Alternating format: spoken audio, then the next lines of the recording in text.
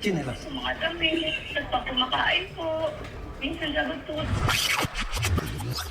Ma'am, Giselle, yung mga netizens gigil na gigil sa mister mo. Sabi mo, tumawag sa inyo ng madaling araw? Opo, kanina po, bago po ako mag-ayos, natutulog po ako tumawag. Nag-aaway po sila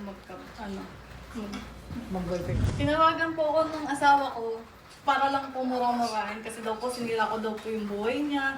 Sabi ko, tapos sumisigaw yung Casey, yung kabit niya. Sabi niya, Giselle, kunin mo na yan, uwi mo na yan. Sabi niya, sobrang walang yan. Babae yan, wala nang pera yan. Sabi ko, alam mo Casey, sabi ko, huwag niyo na akong idamay sa gulo niyo. Sabi ko, tigilan niyo na ako. Sabi ko, di ba willing kayo, naghanap kayo ng butat, ibubuta sa akin, willing kayo lumaban sa kaso. Sabi ko sa kanya.